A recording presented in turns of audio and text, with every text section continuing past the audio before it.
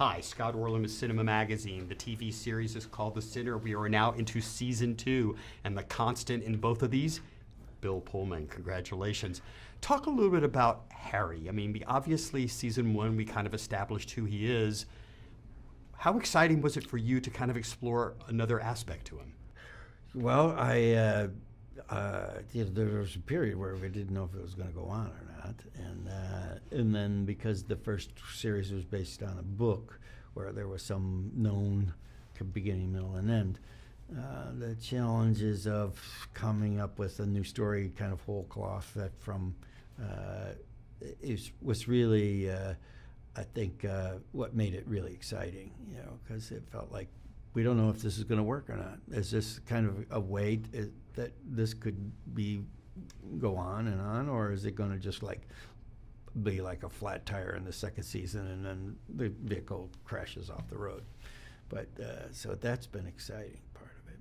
But I think part of the concept of the show is going home, and we explore that a lot in cinema and in television about what it's like as an adult to go back to the place where you grew up. What do you think that lends to the story? Because he's not a fish out of water. Right. Yeah. He's that was something that came about because I think in the first season we were dealing with his issues with the writer's room and everything, and then I was surprised when Derek said, I really think he should go back to his hometown, and gulp, but I think that was, made it a lot of time where I thought about things. I have had a good, like a best friend in high school when I was growing up, and I was a little isolated from other kids in some ways, but he and I were very close, and we had started to become a little bit distant from each other, and a little bit like Tracy's character. And I've talked about this guy, Norm, and to the writers, and then dealing with Tracy made me come to the end of shooting, and I said, I got to go back and reconnect with Norm. Yeah. So where was hometown for you?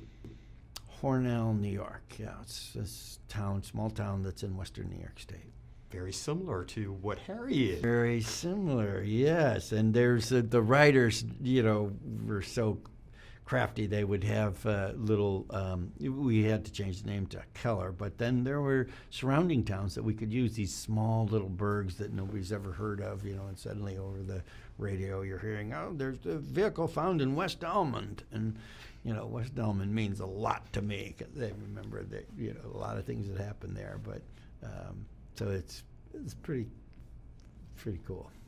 I mean, obviously there's nothing more horrific than a murder, but somehow or another when a child is involved as the culprit in this, it really just gives a different sense of ownership and responsibility to the audience and watching, because where do your loyalties lie? How do you dissect this?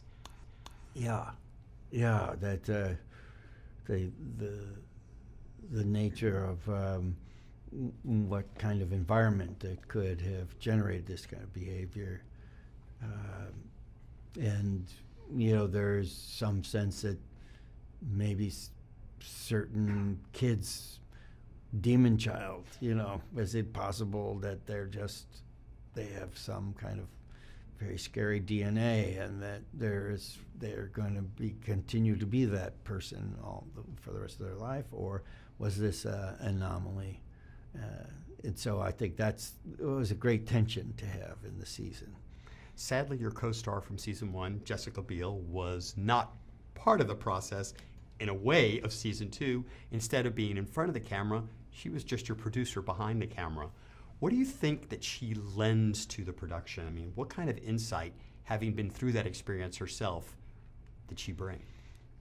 Well, she really infused that first season with a lot of good spirit, and she's a good leader. She's understands what makes a good work culture, for working together.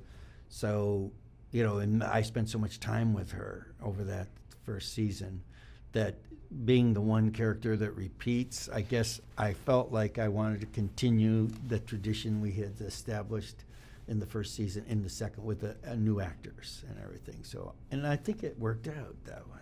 I hope so. I hope that when you talk to Tracy or Carrie Coon, they say the same, that they thought that it was a good place to work.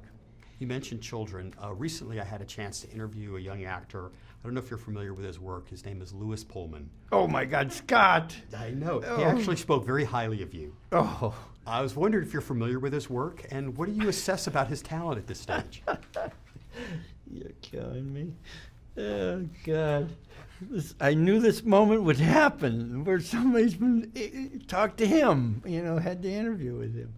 It's been just wild to see how he's been thrown into the river. And this whole thing with the Bad Times at the El Royale, watching him go down the line, because I was there for the premiere, and we had some pictures together, but then I stepped aside, watched him carry on the interviews down the line, and thinking how much he is really, he's bucking up. He really, because I don't think it's something that he naturally, it's, I think there's a learning curve you have to go on as an actor. First, it's horrifying that I'm going to run out of things to say. That's always the worst thing, How did he do?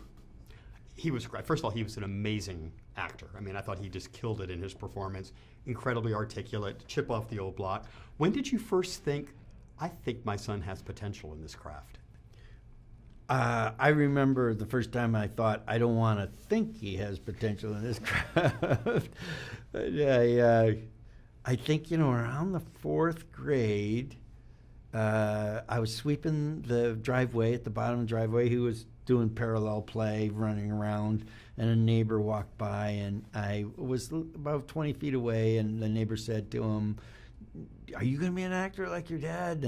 And I kind of snuck a little look, and I realized he's looking at me, and he goes, "I don't know, but I got a fortune cookie that said I was going to be an actor."